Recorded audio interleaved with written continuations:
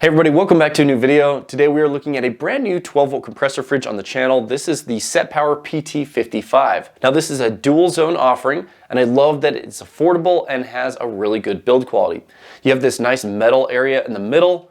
You have a plastic tub on the bottom and plastic lids on the top that are insulated. And I like that the lid is split down the middle, so you can open up each zone individually, and it allows you a lot of flexibility. For example, there's a small zone and a large zone, and you can set the temperature anywhere between 0 and 50 degrees for each one. So you can run it as a dual freezer, a dual fridge, or you can set a freezer and fridge on either side. Now this comes in at a great price of $379 with the AC adapter. And if you want to exclude that, you can pick it up for $10 cheaper at $369. They also offer two other sizes, the PT45 and the PT35.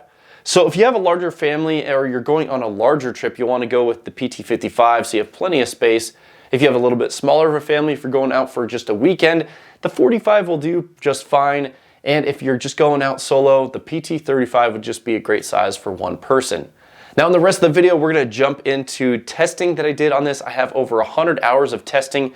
We test efficiency, we test the temperature accuracy inside, and I tested two different temperature levels so you guys can decide if this fridge is going to be a great option for you or not. Let's go ahead and jump right into it. Now one of the first things that I do when I get these fridges is I tear them down to see what compressor they're using inside. Now this has the Huawei DL19H compressor. This is just like the fridge in your house, except for it runs on DC power, so it's very efficient. Now SetPower offers a 3-year warranty on this, so you should have confidence when you purchase this product. Now let's go ahead and take a look at the inside to see both of the zones. So you have a small zone and a large zone. Now the inside is lined with metal for added efficiency, and on the bottom you have a plastic liner, so if you happen to drop something, it's not going to dent the fridge. Now you do have a LED light for each individual zone, so you can definitely find the food you're looking for in the dark. And if you look at the lids, they have a really nice rubber gasket here. Usually it's been foam in the past, so SetPower has upgraded that to be rubber, which will give you a much better seal. And these lids are insulated. They have the insulation plugs. Now I've gone ahead and filled up the smaller zone so you guys can see what fits inside. You can see I have a 1-gallon jug of milk with a little bit of room on the side over here, and it's probably about 2 inches before it hits the top. Now I also have cans stacked up, so 2 high here. You can see I can't quite fit 3 side by side.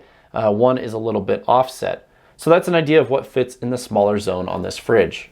Now just to give you guys an idea of what you can fit in the large zone on the fridge, I have my gallon of milk down here in the corner. I have 3 soda cans stacked up high. There's not room for a 4 soda can here. You can fit 4 soda cans this way and 4 soda cans this way. So this zone is much larger than the other one. Now the PT55 has 2-inch thick walls, so lots of insulation.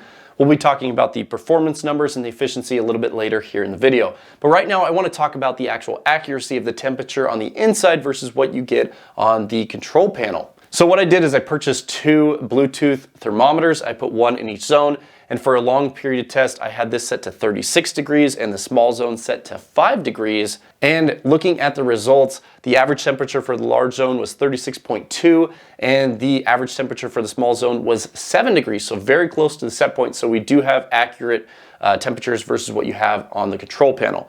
Now to make sure that your fridge is going to be accurate, I always recommend picking up one of these refrigerator thermometers, and it just gives you an idea of what the actual temperature is on the inside so you can adjust it, because all these fridges will be a little bit different, but this one behaved really well. So the inside design of this fridge is very simple. Now it is lacking drain plugs and it doesn't have included baskets, but those are kind of premium features.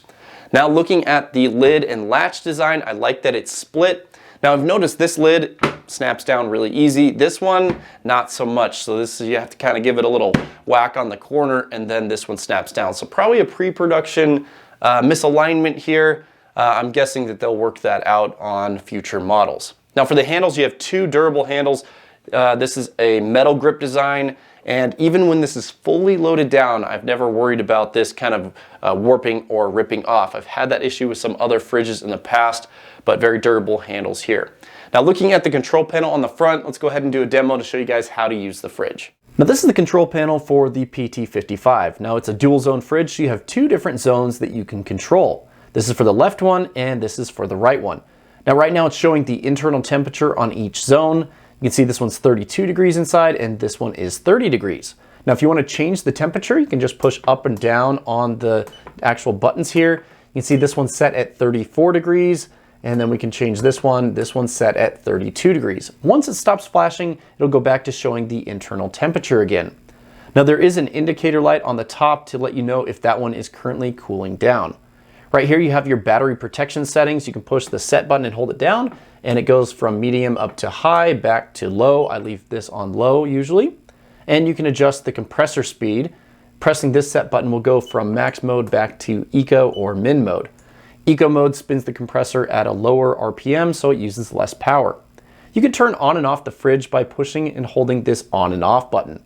Now what's really cool is this has a lot of flexibility. You can set either side to be the freezer, or you can set them to be the same temperature. Now right now I want to go ahead and jump into power consumption numbers and efficiency for the PT55. Now I did 4 different tests, each one was 24 hours long.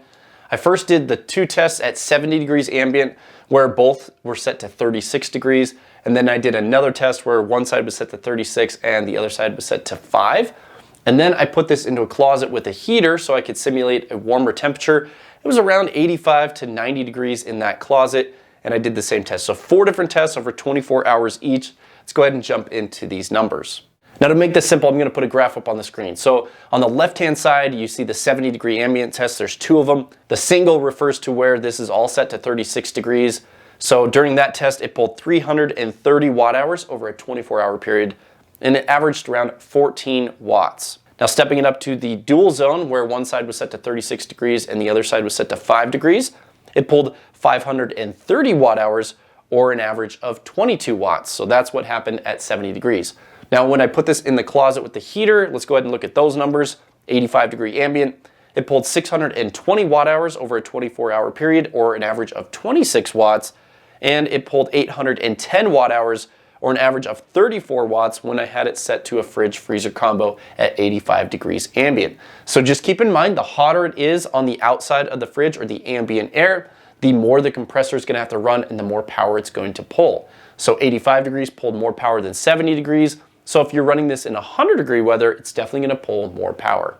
Now the compressor and fan on this fridge are fairly quiet. When this was running on eco mode, I pulled out my sound meter and measured 51 decibels right up next to the compressor, and this is what it sounded like. Now this is what comes in the box if you purchase the fridge that comes with the AC to DC wall adapter. So you get that to power off AC power. Every fridge comes with a DC power cable with a 12-volt cigarette plug. You get a user manual and a warranty card. Now if you're interested to see how this fridge compares against other fridges I've tested on the channel, you can see my fridge comparison chart. It's part of my power station grading system. I'll include that link down in the video description, so click on that if you want to see how other fridges compare. Now it's a beautiful spring day outside, so I thought I'd show you guys how this works in my truck. So there's multiple ways to run a fridge like this. Currently I have it connected up to my starter battery and alternator via these ports I have at the back. I ran 6-gauge cable all the way back to this area of my truck. It's a fused line and it allows me to access the starter battery. So when I'm driving on a road trip, I can connect the fridge in the back of my truck. Now the only downside to this is that if you let the fridge run too long without charging your battery, you can kill your starter battery, or the battery protection settings will actually shut off the fridge. So I don't really advise to run off your starter battery unless you're really watching it, but this is definitely a way to do it. Another great way to do it is by powering it off a portable power station. This is the EcoFlow River 2 Pro. This is one of my favorite power stations for running fridges now. I have a full review on that. I'll include that down in the video description. I also made a video about making a custom power cable where you cut off the 12-volt socket because it's a horrible socket, and you put on a 5521 barrel connection that plugs right into the front of the power station. So that's a really good way to run that. The benefit to having a power station like this is you can easily plug it in a solar panel, charge this up during the day, and then your fridge will run easily through the night. So it fits really well in the back of my truck. I have no issues opening this all the way up inside. You know, plenty of access even with the shell on here. So hopefully this video gives you a little bit of an idea of how it fits in the back of a truck or how you can power it. Now just to show you how easy this is to run a fridge on a power station, I plugged it into my EcoFlow River 2 Pro with the DC output. I'm using the 5521 power cable. Of course, you could use the stock cable into the 12-volt cigarette plug.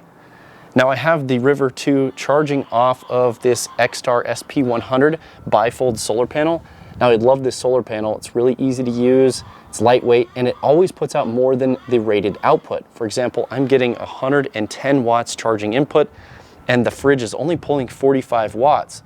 So basically you can get unlimited run times as long as the sun's shining, because you can keep your fridge running off this. During the day it's going to fully charge up with the solar panel, and then at night it runs back down, and then you charge it up the next day. So very good process to run a fridge while camping. Now I did have a chance to weigh the PT55. It came in at 44 pounds, and the 35 and 45 liter models will weigh a little bit less than that. Now, if you're interested in the exact dimensions of the internal zones or the dimensions of the outside, check out SetPower's website, setpowerusa.com, where they have the actual listing for this product. They have a couple illustrations breaking that all down. Now, speaking of their website, I have a 12% off discount code that's valid site-wide.